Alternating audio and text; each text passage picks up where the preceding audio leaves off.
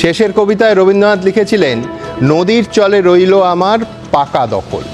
তবে বাস্তবে এই ভোটের বাংলায় নদীর চট্টর নয়, শিলিগুড়ির সেবক রোডে রামকৃষ্ণ মিশনের জমি দখল করতে সশস্ত্র হামলার অভিযোগ এবং তাই নিয়ে তোলপাড় রাজ্য। এই ইস্যুকে হাতিয়ার করে ইতিমধ্যেই মমতা বন্দ্যোপাধ্যায়কে তীব্র আক্রমণ করেছেন প্রধানমন্ত্রী নরেন্দ্র মোদী। আজ পাল্টা জবাব দিয়েছেন মুখ্যমন্ত্রীও। কিন্তু গোটা ঘটনায় ফের প্রশ্নের মুখে পুলিশের ভূমিকা। সেই নেই এই অনুষ্ঠানে প্রথম প্রশ্ন। শিলিগুড়ির রামকৃষ্ণ মিশনে হামলায় অভিযুক্তরা এখনো অধরা। সাধুদের মুখ্যমন্ত্রী হুমকি দেওয়াতেই সাহস পাচ্ছে দুষ্কৃতীরা, বলছেন প্রধানমন্ত্রী। আশ্রমের ওপর আক্রমণ হয়েছে আমার জানা নেই, আজ বললেন মুখ্যমন্ত্রী। কাদের মদতে এতটা বেপরোয়া দুষ্কৃতীরা? দ্বিতীয় প্রশ্ন। হামলা নিয়ে রামকৃষ্ণ মিশনের এফআইআর এর 1 ঘন্টা পর পাল্টা অভিযোগ করল অভিযুক্ত, অথচ তাকে ছেড়ে দিয়ে রামকৃষ্ণ মিশনের বিরুদ্ধেও পাল্টা মামলা রুজু করল পুলিশ। কোন রহস্যে এখনো অধরা অভিযুক্তরা? বারবার এই প্রশ্ন উঠছে। তৃতীয় প্রশ্ন। কোলাঘাটে শুভেন্দু অধিকারীর ভাড়া বাড়িতে পুলিশ, দুষ্কৃতীর খোঁজে হানা দাবি পুলিশের। হাইকোর্টের নির্দেশ অমান্য করে অস্ত্র মাদক নিয়ে গিয়ে ফাঁসানোর চেষ্টা, অভিযোগ শুভেন্দু অধিকারী। এই পুলিশি হানার নেপথ্যে কি? চতুর্থ প্রশ্ন। হাজি নুরুল যেদিন জিতবে তার কয়েকদিনের মধ্যে আমি প্রথম সন্দেশখালীতে যাব। সন্দেশখালী কাণ্ডের পর প্রথমবার বসিরহাটে গিয়ে বললেন মুখ্যমন্ত্রী। রাজ্যের প্রশাসনিক প্রধানের সন্দেশখালী সফর কেন নির্ভর করবে একজন তৃণমূল প্রার্থীর হার জিতের ওপর? পঞ্চম প্রশ্ন। শ্লীলতাহানির লিখিত অভিযোগ পেয়েও ব্যবস্থা নেয়নি পুলিশ। এবার সন্দেশখালীর সিবিআই ক্যাম্পে গিয়ে অভিযোগ জানালেন তৃণমূলের পঞ্চায়েত সমিতির সদস্য। শাসক দলের জনপ্রতিনিধি পুলিশে ভরসা রাখতে না পারলে মানুষ যাবে কোথায়? ষষ্ঠ প্রশ্ন। কখনো ছোড়া হলো ইট, কখনো উড়ে এলো জলের বোতল। পুলিশের সামনেই মিঠুন চক্রবর্তী রোড শোতে উত্তেজনা ছড়ালো মেদিনীপুরে। যাদবপুরে তৃণমূলের বাধার মুখে পড়লেন সৃজন ভট্টাচার্য। প্রচারের ছবি এই হলে ভোটের দিন পরিস্থিতি নিয়ন্ত্রণে থাকবে তো? তবে শুরুতেই আপনাদের দেখাবো শিলিগুড়িতে রামকৃষ্ণ মিশন আশ্রমে হামলা এবং জমি দখলের চেষ্টার অভিযোগ ঘিরে তোলপাড় রাজনীতি। এক হচ্ছে জলপাইগুড়ি রামকৃষ্ণ মিশন আশ্রমের সচিব স্বামী শিবপ্রেমানন্দ ভক্তিনগর থানায় রামকৃষ্ণ মিশনের একেবারে অফিসিয়াল লেটার হেডে এই অভিযোগ করে 19 তারিখ বিকেল 5:25 এই অভিযোগ করছেন। একেবারে লেটার হেডে বিস্তারিতভাবে অভিযোগ করছেন এবং থানার পুলিশ এই এফআইআর তিনি করার ঠিক 1 ঘন্টা পর যিনি মূল অভিযুক্ত সন্ধ্যে 6:25 তার কাছ থেকে এফআইআর নিচ্ছে। অর্থাৎ তার কাছ থেকে পাল্টা এফআইআরে রামকৃষ্ণ মিশনের বিরুদ্ধে পাল্টা মামলা রুজু হচ্ছে এবং কেস শুরু হচ্ছে। নথিতে দেখা যাচ্ছে রামকৃষ্ণ মিশনের তরফে হামলার অভিযোগে ভক্তিনগর থানায় এফআইআর করা হয় রবিবার বিকেল 5:25। সেখানে অভিযুক্ত হিসেবে নাম ছিল প্রদীপ রায়ের। এফআইআর এর সঙ্গে অভিযোগপত্র রামকৃষ্ণ মিশনের আশ্রমের তরফে উল্লেখ করা হয় প্রদীপ রায় এবং তার লোকজন এলাকায় ঘুরছে এবং বলে বেড়াচ্ছে পুলিশ তাদের কথায় চলে, তাদের আটকানোর চেষ্টা করলে তারা রক্ত ঝরাতে কিংবা খুন করতেও দ্বিধা করবে না। রামকৃষ্ণ মিশনের তরফে এই এফআইআর করার 1 ঘন্টা পর সেই ভক্তিনগর থানাতেই রামকৃষ্ণ মিশনের স্বামী অক্ষয়ানন্দের বিরুদ্ধে একটি পাল্টা এফআইআর করেন প্রদীপ রায়। রামকৃষ্ণ মিশনের হামলার ঘটনায় এফআইআরে নাম থাকা অভিযুক্তদের থেকে সেই এফআইআর গ্রহণ করে পুলিশ, কিন্তু অভিযুক্তকে গ্রেফতার তো দূরের কথা, তারা ছইওনি। রামকৃষ্ণ মিশনের দিক থেকে সুমনদা অফিসিয়ালি এতগুলো মারাত্মক অভিযোগ করার 1 ঘন্টা পর রামকৃষ্ণ মিশনের বিরুদ্ধে ভক্তিনগর থানায় এফআইআর তো নেয়াই হলো এবং তার বিরুদ্ধে মামলা শুরু হলো। না দেখুন, আপনার সঙ্গে আমি এ ব্যাপারে একমত যে ব্যাপারটার মধ্যে রাজনীতির থাকার কথা নয়। এখনো পর্যন্ত তার কোনো ইঙ্গিত পাইনি। এখনো 2টো পর্ব বাকি, ফলে ভোট প্রক্রিয়া যেহেতু চলছে এর মধ্যে রাজনীতিকে অযথা টেনে আনা হচ্ছে। এটা অনেকটা ওই ঝড়ে বগমরে কথায় আছে না, ঝড়ে বগমরে ফকিরের কেরামতি বলে, অনেকটা সেই রকম ব্যাপার। ঠিক, কিন্তু ঝড়টা তো উঠতোই না যদি পুলিশ অ্যাকশন নিত। এটা অভিযুক্তরা গ্রেফতার হতো। একটা নির্দিষ্ট ছকে ফেলে সম্পর্ক নষ্ট করার চেষ্টা হচ্ছে তৃণমূল কংগ্রেস সরকার, মমতা বন্দ্যোপাধ্যায়, এর সঙ্গে রামকৃষ্ণ মিশন, ভারত সেবাশ্রম সংঘ, ইসকনের মতো সংস্থাগুলোর সম্পর্ক নষ্ট করার চেষ্টা হচ্ছে। আপনি বলছেন তো যে বিজেপি ব্যবহার করার সুযোগই পেত না, পুলিশ যদি ন্যূনতম অ্যাকশনটা নিত। ঘটনার সঙ্গে সিএম এর যে বক্তব্য রেখেছেন তার সঙ্গে কোনো সম্পর্ক নেই, সরকারের সঙ্গে কোনো সম্পর্ক নেই। সিএম বলছেন আমার নলেজেই নেই। একটা দীর্ঘদিনের দ্বন্দ্ব, কিছু দুষ্কৃতী সেই জমি দখল করেছে, তাদের বিরুদ্ধে এফআইআর হয়েছে, পুলিশ ব্যবস্থা নেবে, নিশ্চয়ই গ্রেফতার হবে, এটা আমরাও দাবি করছি। দেখুন, মমতা বন্দ্যোপাধ্যায় খুব সুন্দর একটা চাল চেলে দিয়েছেন এখানে দাঁড়িয়ে যে উনার দক্ষিণবঙ্গে 5th ফেজের আগে ভোটটা এসছে, তার আগে দক্ষিণবঙ্গের সংখ্যালঘু সম্প্রদায় ছেড়ে দিয়ে বলছি মুসলমান সমাজের ভোটটাকে উনাকে একত্রিত করতে হবে, কারণ উত্তরের দিকে অলরেডি সেটা সরে গিয়েছে, বুঝতে উনি পেরেছেন। তাই জন্যে, এবং যে ওই তুমি মারাত্মক কথা বলছো at the cost of Ramakrishna mission, at the cost of Bharat Sevashram, at the cost of ISKCON. এটা রামকৃষ্ণ মিশনকে সেবামূলক কাজ বা শিক্ষামূলক কাজের জন্যই তিনি এটা নিয়েছিলেন। সেই জমির ওপরে জবরদখল করা এবং সেই জমিগুলোকে কিছু জমির মাফিয়া সেটাকে দখল করার জন্য যা করলো রাতের অন্ধকারে, সেটা একটা গর্হিত অপরাধ। যারা এই মিশনের সমস্ত সন্ন্যাসীদের, মহারাজদের রাতের অন্ধকারে উচ্ছেদ যারা করেছেন, তাদের পক্ষে পুলিশ দাঁড়িয়েছে। আমরা এটার তীব্র ভাষায় নিন্দা করছি। এই কালচার আমাদের রাজ্যে বামফ্রন্ট সরকারের সময় থেকে শুরু হয়েছে, এবং সেই যে বিষবৃক্ষ বামপন্থীরা আমাদের রাজ্যে যেভাবে রোপণ করে গিয়েছিলেন, সেই বিষবৃক্ষ আজকে কিন্তু বটবৃক্ষে পরিণত হয়েছে। এর আগে তৃণমূল নেতা প্রতিবেদনে বললেন যে বিষবৃক্ষ সেটা সিপিএম এর সময়, বামেদের সময় তৈরি হয়েছিল, আজকে নিজেই বলছেন বটবৃক্ষে পরিণত হয়েছে। যাই হোক, আমি এবার শতরূপের কাছে আমার আসতেই হবে, কিন্তু এইখানে আমি খুব একটা উপমা দিয়েছেন সুমন বন্দ্যোপাধ্যায়, যে আমি বলছিলাম যে দাঁড়িপাল্লার মতো একদম পাশাপাশি শতরূপ, আমার খুব প্রিয় উপমা, যে দুটো এফআইআরকে রাখা যাক, একদম কে লিখেছেন, কি অভিযোগ, সবটা। শিলিগুড়ির সেবক রোডের ওপর একটা জায়গায় অভিযোগ অনুযায়ী এতগুলো সমাজবিরোধী, এতজন গুন্ডা মধ্যরাতে এসে রামকৃষ্ণ মিশন থেকে কর্মীদের তুলে নিল, কার্যত অপহরণ করে দু জায়গায় নামিয়ে দিল, মারধর, সিসিটিভি ভাঙা ইত্যাদি, গেটে তালা চাবি লাগিয়ে তারা চলে যাচ্ছে। উল্টো অভিযোগটা কি, যে একজন মহারাজ তিনি গুন্ডা বাহিনী নিয়ে জমি দখল করেছেন। আমি কয়েক সেকেন্ডের জন্য কে সত্যি কে মিথ্যে এর মধ্যে যাচ্ছি না। দুটো ঘটনায়, দুটো অভিযোগ অনুযায়ী কোথায় হচ্ছে? শিলিগুড়ির সেবক রোড, একেবারে বড় রাস্তা, মেন রোডের ওপর, এত বড় জমি, প্রায় 5 বিঘে। আমি বলছি শিলিগুড়ি কলকাতার পরে শুধু বৃহত্তম শহর তাই নয়, শিলিগুড়িতে ঢাকঢোল পিটিয়ে পুলিশের আলাদা একটা কমিশনারেট করা হয়েছে।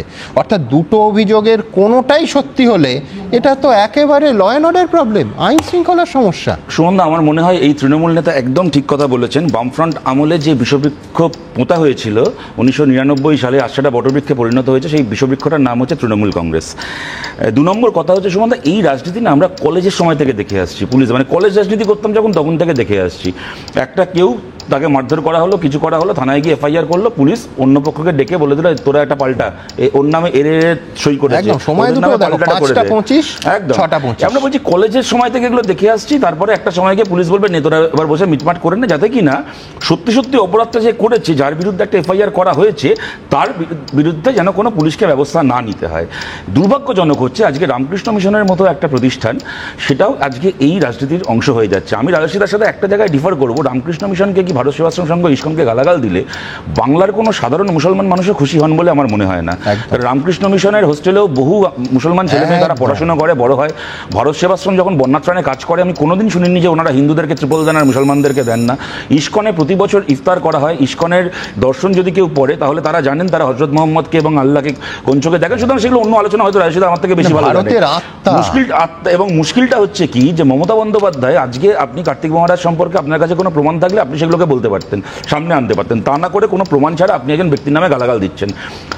বাংলায় রাজনীতিতে ধর্মের লোকেদেরকে রাজনীতির মাথা বাড়ানো, আপনি ইমাম বরকতি থেকে শুরু করে একটার পর একটা লোককে এনে শুরু করেছিলেন, যে ইমাম বরকতিরা মঞ্চে দাঁড়িয়ে বলে দিচ্ছে যে কাকে কাকে একটা সম্প্রদায়ের মানুষকে ভোট দিতে হবে।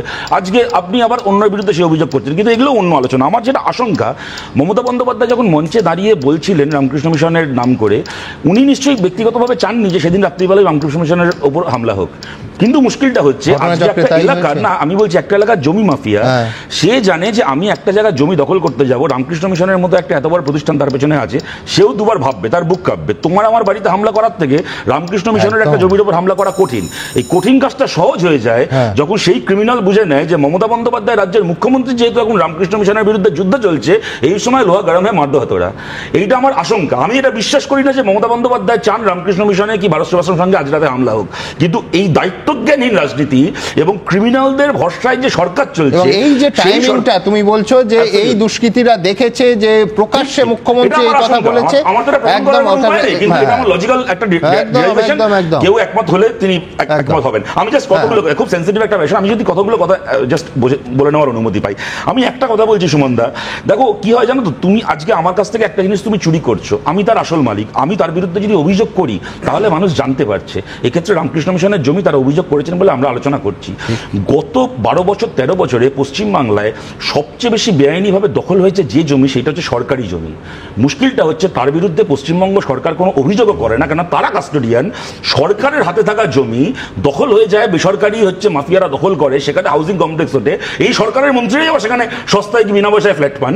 মুশকিলটা হচ্ছে যেহেতু সরকার তার বিরুদ্ধে কোনো অভিযোগ করে না, আমরা জানতেও পারি না। তোমার একটা উদাহরণ দিই, তোমরা সেবক রোডের কথা বলছো, ওখান থেকে কয়েক কিলোমিটার তুমি এগিয়ে যাও, ফরেস্ট এরিয়া শুরু হচ্ছে, জঙ্গলের জমি বিক্রি হওয়া আইনত বেআইনি, আইনত বেআইনি। তো আমি তোমাদের বলছি সুমনদা, বিজ্ঞাপন বেরোয় এখন কাগজে যে ডুয়ার্সের জঙ্গলের ভেতর এত টাকায় ফ্ল্যাট কিনুন, কাগজে বিজ্ঞাপন বেরোয়। এটা কি মিথ্যে? এই যে বিশ্বনাথ স্যার আসেন এখানে, উনি উত্তরবঙ্গের মানুষ, জলপাইগুড়ির মানুষ, বলুন বাড়ি থেকে 1.5 কিলোমিটার হেঁটে যাবেন, ডুয়ার্সের জঙ্গল শুরু হবে, সরকারি বিজ্ঞাপন বেরোয়। মানে আমি বলছি বেসরকারি বিজ্ঞাপন বেরোচ্ছে, কোথেকে জমিগুলো দখল হচ্ছে, সরকারের কাস্টডি, সরকার অভিযোগ করছে না, কেউ জানতে পারছে না। আমি বলি সেটা হচ্ছে যে ওই বীজ বৃক্ষ তৈরি করাটা 22 বছর পিছিয়ে দিল, মানে 99 সালে নিয়ে চলে এলো শতরূপ। আমি খালি জাস্ট এই কথা মনে করিয়ে দিই, 11 থেকে 24 অব্দি জলসারটা কে দিল? উনি বলছেন সেই সময় বটবৃক্ষ হয়ে গেছে। আমি বলছি যে সরকারি রেকর্ড বলছে যে 34 বছরে বাম জমানায় প্রতি 6 ঘন্টায় পশ্চিমবঙ্গে একজন করে রাজনৈতিক হত্যাকাণ্ড হয়েছে, একজন করে মানুষ মারা গেছেন। আমি বলছি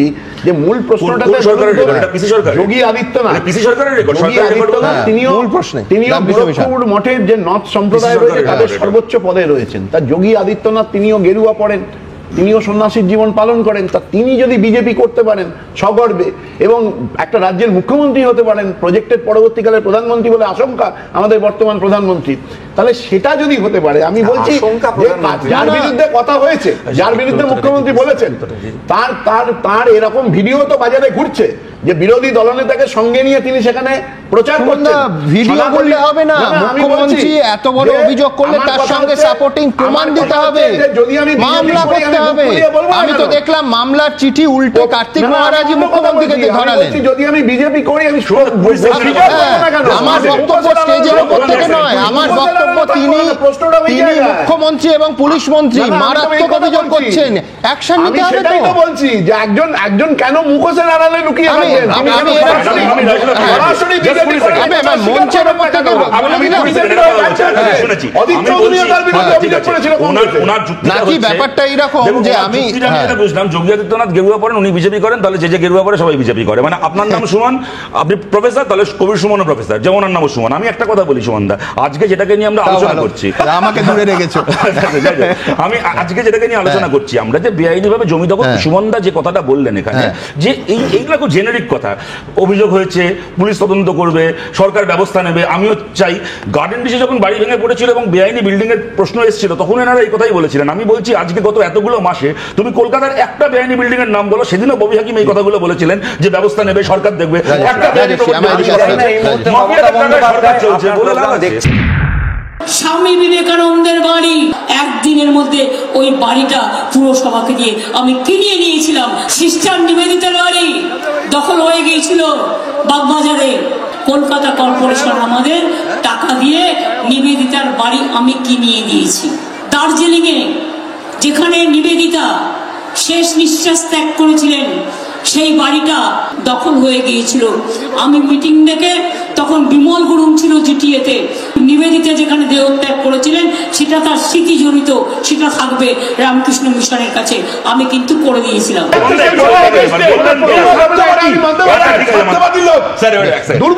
একটা কথা বলছি,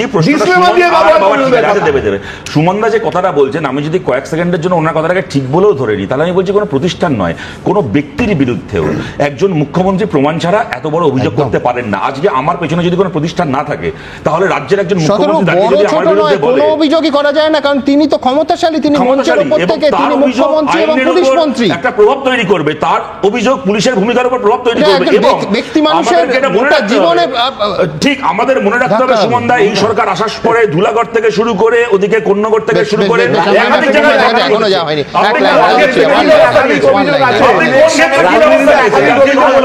এই যে মঞ্চে দাঁড়িয়ে পরিষ্কার আমি এটা করে দিয়েছি ওটা করে দিয়েছি, এটা কি আপনার ইন্ডিভিজুয়াল পয়সা, আপনার কি পারিবারিক পয়সা?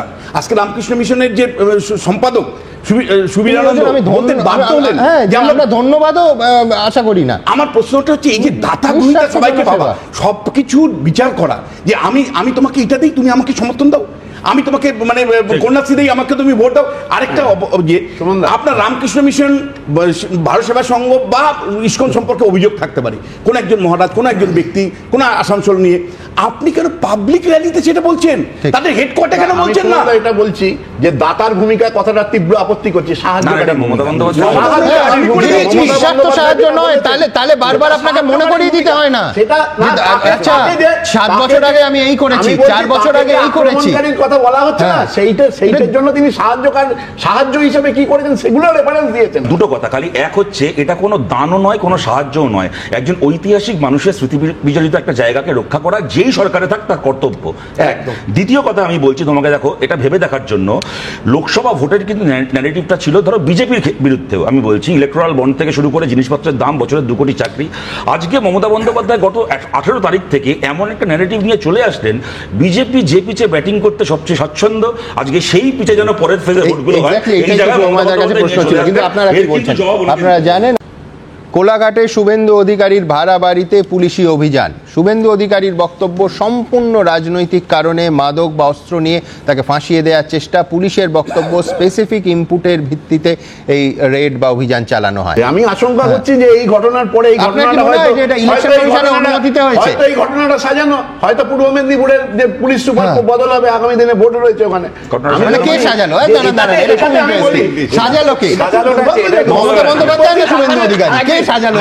বিরোধী দলনেতা যখন এই কথাটা মানে এটা প্রশাসন সাজায় আর কি, আপনি জানি না তো, সেটাই তো। বিরোধী দলনেতা তো অনেক দিনের রাজনীতিবিদ, তিনি বলছেন যে সাজিয়ে গুজিয়ে নিয়ে আসতে পারে। বিরোধী দলনেতা না, আমি বলছি রাজ্য পুলিশ সাজাচ্ছে, তিনি তাহলে তো মুখ্যমন্ত্রী হওয়ার কথা না। করে জিনিসপত্র বিরোধী দলনেতা সন্দেশখালীতে যে অভিযোগটা তৃণমূল করছে, যে অস্ত্র উদ্ধার হয়েছে, সেই অস্ত্রটাও যে সাজানো না, ওখানে প্ল্যান্টেড না, এই কথাটার উত্তরটা কে দেবে? সুমনদা যে বারবার করে সন্দেশখালীর সাথে এর একটা তুলনা করছেন, দেখুন সন্দেশখালীতে আলটিমেটলি কিন্তু অস্ত্র বাজেয়াপ্ত হয়েছে, সেটা আমরা চোখে দেখেছি। আজকে কি বাজেয়াপ্ত হয়েছে এখনো অব্দি আমরা কেউ চোখে দেখি, পুলিশও কিছু জানায়নি। শুভেন্দু অধিকারীকে আড়াল করার বা ডিফেন্ড করার কোনো দায় আমার নেই। আজকে উনি যে অভিযোগটা করছেন, উনি এবং ভারতী ঘোষ মিলে এইরকম ভাবে সুশান্ত ঘোষের বাড়ির সামনে ফলস এভিডেন্স প্লান্ট করে সুশান্ত ঘোষকে জেল কাটিয়েছেন। আমার শুভেন্দু পুলিশের দাবি একজন দুষ্কৃতীকে ধরতে শুভেন্দু অধিকারী কোনো মোহ নেই, কোনো মায়া নেই, কিন্তু প্রশ্নটা হচ্ছে আজকে আমি তো রাজনৈতিক কর্মী, এই জিনিস কালকে আমার বাড়িতে হতে পারে, আমার পার্টির একাধিক নেতার বাড়িতে এটা হয়েওছে। সেই আমরা দেখেছি অনুব্রত মণ্ডল দাঁড়িয়ে বলছেন যে গাঁজা কেস দাও, ও কেস সাজাও। মুখ্যমন্ত্রী পাশে দাঁড়িয়ে বলছে কেস সাজাতে হবে। মুখ্যমন্ত্রী তো নিজেই বলেছিলেন কেসটা এমন ভাবে সাজাও। এক মিনিট, আমি সেই কারণে বলছি এটা যে দেখুন, আমরা চাই যে কোনো ক্ষেত্রে শুভেন্দু অধিকারীর বিরুদ্ধে যে কিছু ক্ষেত্রে কাঁথি পুরসভা দুর্নীতি নিয়ে রক্ষা কবচ দিয়েছিল, অভিজিৎ গাঙ্গুলি দিয়েছিলেন, এই রক্ষা কবচ কিন্তু কদিন আগে ডিভিশন বেঞ্চ খারিজ করে দিয়েছে। সুতরাং শুভেন্দু অধিকারী ধোয়া তুলসী পাতা নয়, বা তিনি আইনের ঊর্ধ্বে নন। সবচেয়ে বড় কথা হচ্ছে আইনের ঊর্ধ্বে নন। তার বাড়িতেও রেড হতে পারে, তার বাড়িতেও হতেই পারে, আইনি প্রক্রিয়া হতেই পারে, কিন্তু ওইটাই প্রশ্ন যে আইনি প্রক্রিয়া মেনে হচ্ছে নাকি রাজনৈতিক প্রক্রিয়া। সন্দেশখালীর কথা সুমনদা বলেছেন, সন্দেশখালীতে হাজি নুরুল যেদিন জিতবে তার কয়েকদিনের মধ্যে আমার প্রথম ভিজিট হবে সন্দেশখালী, মুখ্যমন্ত্রী আজকে বললেন। সুমনদা নিশ্চয়ই আমার সঙ্গে একমত হবেন যে আমরা তো সেই মমতা বন্দ্যোপাধ্যায়কে চিনি যিনি বিরোধী নেত্রী থাকাকালীন যে কোনো ঘটনা ঘটা মাত্র, আজকের সমস্ত 80 বা 90-এর দশকের সংবাদপত্র তার সাক্ষী, বানতলা, কেশপুর, গড়বেতা, চমকাইতলা ঘটনা ঘটা মাত্র নানুর ছুটে চলে যেতেন। প্রথম যে মানুষটা, যে রাজনীতিবিদ, তার নাম মমতা বন্দ্যোপাধ্যায়। তিনি মুখ্যমন্ত্রী হওয়ার পরও বকটুইতে গেছেন। আজকে হাজি নুরুল তিনি জিতলে, যেদিন জিতবে তারপর কেন সন্দেশখালীতে যাবেন? আমার দুটো কারণে প্রশ্ন। এক হচ্ছে এটা কন্ডিশনাল ভিজিট, আর মুখ্যমন্ত্রী যাওয়াটা কেন একজন তৃণমূল প্রার্থীর জেতা বা হারার ওপর ডিপেন্ড করবে? না, আমি বলছি ঘটনা আগেগুলো রেফারেন্স আপনি দিলেন, মুখ্যমন্ত্রী যেখানে গেছেন, মুখ্যমন্ত্রী তখন ছিলেন না, সেই অবস্থাতেও গেছেন, সেই ঘটনাগুলো নিয়ে কোনো প্রশ্ন ওঠেনি তো। কিন্তু সন্দেশখালী নিয়ে তো হাজারো প্রশ্ন, হাজারো ভিডিও, হাজারো জায়গা। শুধু শতরূপের কাছে একটা তথ্যগত ভুল চলে গেল, সেটা হচ্ছে শতরূপ তুমি বললে যে অভিজিৎ গাঙ্গুলি রক্ষা কবচ দিয়েছিলেন শুভেন্দু অধিকারীকে, নয়, অনেকগুলো মামলা ছিল, তার মধ্যে 8/12/2022 দেখছি মাননীয় বিচারপতি রাজাশেখর মান্থা তিনি দিয়েছেন এবং দিয়ে বলছেন যে বিরোধী দলনেতা সব আশঙ্কা উড়িয়ে দিতে পারে না আদালত, বলছেন যে পুলিশ নিজে অথবা একদল মানুষের প্ররোচনায় একের পর এক অভিযোগ এনে জনগণের প্রতি বিরোধী দলনেতার যে কর্তব্য তা স্তব্ধ করার চেষ্টা করছে। হতে পারে তাহলে কোনো একটা সংবাদপত্রই ভুল লিখেছিল, আমি কাগজের নামটা বলছি না, কিন্তু আমরা সবাই জানি যে ওই ওটা আমি যদি ভুল বলে থাকি আমি তার জন্য ক্ষমা প্রার্থী, কিন্তু আপনারাও এটা খুব ভালো করে জানেন আমার কাগজের নাম নেওয়াটা ঠিক না, কিন্তু এটা খবরের কাগজে এনিওয়ে রিপোর্টটা বেরিয়েছিল, এনিওয়ে তবু আমি এখানে যখন বলেছি আমি দায়িত্ব নিচ্ছি। আমি একটা কথা বলি, সুমন দা এর আগে যেটা বললেন যে বামফ্রন্ট আমলে যে ঘটনাগুলো তুমি বললে, উনি বললেন সব জায়গায় মমতা ব্যানার্জি গেছেন কারণ কোনো প্রশ্ন ওঠেনি বলে সেগুলোকে নিয়ে। আমি বলছি চম্পলা সর্দারের ঘটনা আদালত বলে দিয়েছে মমতা বন্দ্যোপাধ্যায় সাজানো গল্প ছিল। আপনি মনোরঞ্জন পাত্র বলছিলেন না, ওটাও আদালতের রায়। চম্পলা সর্দারকে নিয়ে মমতা বন্দ্যোপাধ্যায় সাজানো হচ্ছে, যাই হোক আমি নাটক শব্দটা ব্যবহার করবো না হালকা অর্থে, কিন্তু করেছিলেন।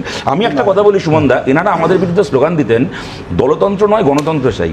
দলতন্ত্রের এর চেয়ে নিকৃষ্ট উদাহরণ কি হতে পারে যে পশ্চিমবাংলার যে অঞ্চলে আমার দলের প্রার্থী জিতবে আমি সেইখানেই মুখ্যমন্ত্রী হিসেবে আমার ভূমিকা পালন করবো, আর যেখানে যেখানে আমার প্রার্থী জিতবে না বা যতক্ষণ না জিতছে ততক্ষণ পর্যন্ত সেটা আমার মুখ্যমন্ত্রিত্বের রেডারের বাইরে থাকবে। আপনি বলতে পারেন, আমি আর 5 সেকেন্ড, আপনি বলতে পারেন আজকে কতগুলো প্রশ্ন উঠে গেছে বিজেপির এক নেতা স্টিং অপারেশন ইত্যাদির জন্য, আমি এগুলোকে সরিয়ে রেখেও বলছি ওখানে আপনার দল আপনার সরকার ক্যাম্প করে লোককে 100 একর জমি ফেরত দিয়েছেন এবং আপনার নেতারা ক্যামেরার সামনে দাঁড়িয়ে বলেছেন যে আমরা জমি ফেরত দিচ্ছি আজ থেকে 2 মাস আগে। এটা সত্যি তো? এটা মিথ্যে নয় তো? ওখানে যে এরকম বলগাহীনভাবে জমি লুট হয়েছে এটা মিথ্যে নয়? মমতা বন্দ্যোপাধ্যায় বলতে পারবেন ওটা সাজানো, কোন স্টিং অপারেশন ওটা মিথ্যে প্রমাণিত হয়নি, আপনি জাননি। নিরাপদ সর্দার আমাদের নেতা বিধানসভার ভেতর দাঁড়িয়ে যখন বলেছেন যে ওখানে এই মাফিয়ারাজ চলছে, আপনার দলের তখন সোনালী গুহ আপনার দলে ছিল, মাইক বন্ধ করে দিয়ে নিরাপদ সর্দারের কথা আটকেছে, তখন আপনি বলতে পারবেন না যে এগুলো স্টিং অপারেশনে মিথ্যে প্রমাণিত হয়ে গেছে। আপনি আজকে রাজ্যের মুখ্যমন্ত্রী হয়ে এবং আপনি আজকে হাজি নুরুলের কথা বলছেন, এই দীর্ঘ সময় কিন্তু বসিরহাটে তৃণমূলই জিতে বসে আছে, অন্য কেউ জিতে বসে নেই। কিন্তু সুমন্ত দেখুন, মমতা বন্দ্যোপাধ্যায় জনসভায় তৃণমূল জিতলে তিনি যাবেন, অর্থাৎ হাজি নজরুল জিতলে তিনি যাবেন, এই বক্তব্যটার ভীষণ তাৎপর্যপূর্ণ আমার কাছে। কেন? দিনের শেষে ওনার বিরুদ্ধে সবচেয়ে বড় অভিযোগ কি?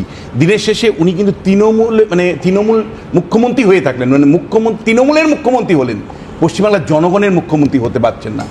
এটা আমি বলছি যে ওনার বিরুদ্ধে সবচেয়ে বড় অভিযোগ যেটা, যে রাজনীতি এবং প্রশাসনের মধ্যে যে একটা পার্থক্য মিনিমাম লেভেলে ডেমোক্রেসিতে করার কথা, পার্লামেন্টারি ডেমোক্রেসিতে, সেটা তিনি করতে পারছেন না বা করতে চাইছেন না। এবং আমি আবারও আপনাকে বলছি যে দিনের শেষে কিন্তু সাধারণ যারা মহিলা তারা কিন্তু কথা বলছে।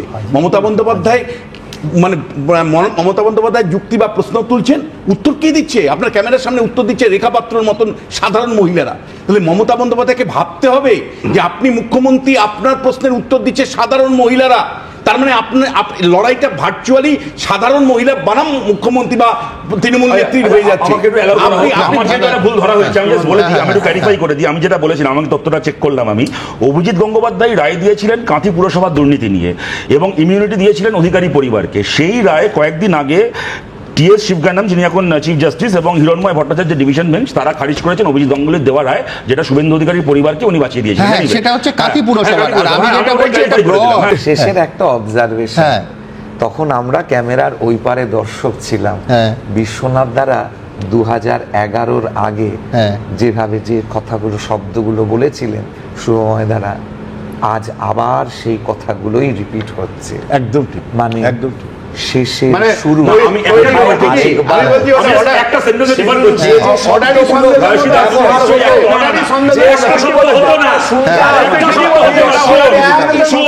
এই চোর শব্দটা ব্যবহার আমি বলছি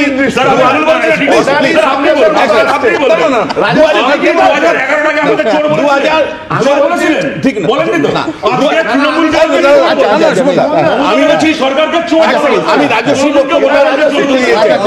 আমি রাজস্বী আজকে কোনো প্রত্যন্ত কেন্দ্রে নয়, একেবারে কলকাতা শহরের বা শহর মফস্বলের আশেপাশে কেন্দ্রে, কখনো অগ্নিমিত্রা পালের সভায় মিঠুন চক্রবর্তী, কখনো যাদবপুরে, সৃজন ভট্টাচার্য, এখানে উঠল একেবারে পরিষ্কার আক্রমণের অভিযোগ। বাংলা বাদ দিয়ে অন্ধ্রে দু একটা ঘটনা হয়েছে, গোটা দেশে খবর হয়ে গেল যে অন্ধ্রে এরম হয়েছে, আর বাংলায় তো প্রত্যেকটা দফা বাংলায় 10-12টা ঘটনা ঘটলে আমরা বলি একটা পাড়ায় এবারে মোটামুটি শান্তিপূর্ণ বিচ্ছিন্ন।